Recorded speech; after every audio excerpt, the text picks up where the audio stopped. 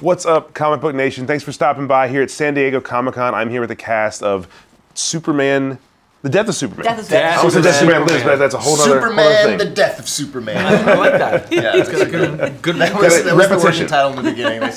You are here with the Flash. You are here with Lois Lane, and you are here with the Man of Steel himself. Soups himself. Yep, Soups himself.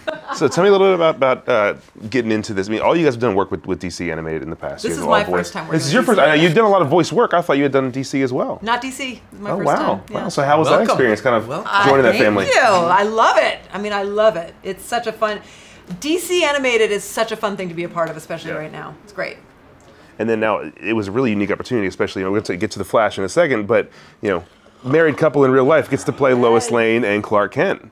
How was the casting process and then kind of getting into the studio? Like, how did that whole process come about and how did it go throughout? Jerry had already voiced Superman 5 or 6 times before this, and then I came along, and it's exciting to play such an iconic role, and I hadn't put too much thought into it until I was there in the booth doing this dialogue from one of my all-time favorite stories of my life, and it was playing out this love story between Lois and Superman and Lois and Clark. It was just I got emotional. It's the movie is about this great battle between Superman and the Justice League and Doomsday, but it's also this love story between Lois and Clark and Clark's decision about why it's important to reveal his true identity to Lois, and it's emotional. It's really a coming of age story for the Flash, really. I think it's it's really about the Flash coming into his own and helping Superman to find himself. Everybody knows that. I was going to ask how the Flash tied in. That's the next one. I mean, we do have another one, but the one after that is going to be Death of the Flash. Maybe.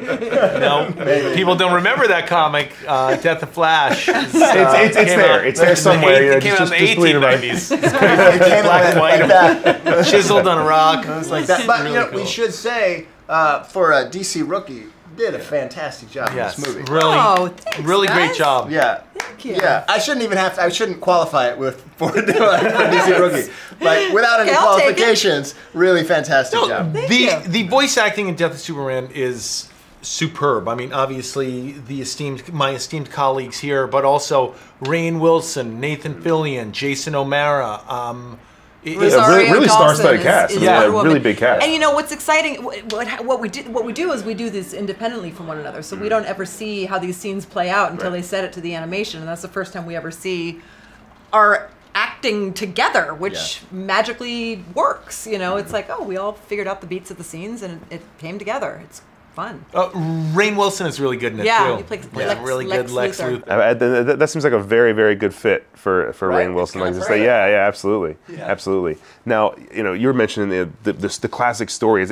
Death of Superman is something people have read for a long time, and this movie kind of flips the script a little bit, because obviously in the original comic, the Justice League wasn't as big of a part. It was really a core story about Superman and Lex and Lois, and kind of how did you guys change that, or how does the movie kind of change that story and bring in some of these other characters like the Flash to have a bigger role in the film? That's a good point. I think the movie finds a really nice balance between honoring the source material and expanding that world to include these other characters and really showing off the relationships between them, and really having fun with it, like especially early in the film. It's really fun. There's a lot of funny stuff going on. There's some great banter back and forth around the Justice League table that I think is a nice addition to the story. Oh, also, it's like it's a cool way for our bosses to modernize it.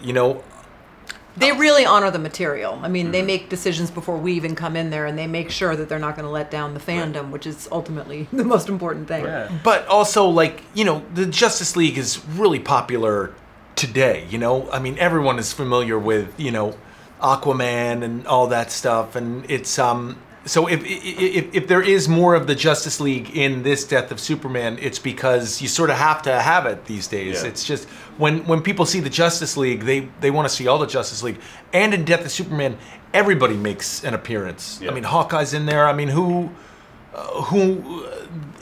everyone makes an appearance because Doomsday will not go down. Right. We got to call in the whole brigade. Yeah, and you brought up a good point. Someone was going to ask you guys about there's so many versions of these characters now, popular versions, especially in The Flash having 2 really popular versions on TV and in film. Yep. You know, obviously Amy Adams playing Lois Lane and Henry Cavill and what he's doing with Superman. How important was it for you guys to like get in there and really kind of figure out how you wanted to make these characters your own when they're already so popular in other mediums, like in live action forms? Well, I think we've been playing these parts longer, so I think probably the responsibility is to inspire the other actors that are playing these roles. You know, I think really is the cross that I we hope bear. Nobody's listening to Right, me. Jerry? Yeah, I think Henry Cavill is like, you know what, right? Jerry O'Connell. Yeah. That's what I'm doing on. Yeah, no doubt. I'm trying to catch up to Henry Cavill. Are you crazy?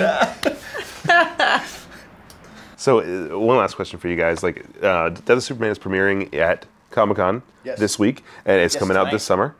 So what can fans expect from this movie when they go to the theater or they get it on Blu-ray to watch at home? You can expect a really great film. Like the world premiere is tonight. We're having a screening and then a panel, and then it's available for digital download. Hard to say. July 24th. Just around the corner. And then the Blu-ray comes out August 7th.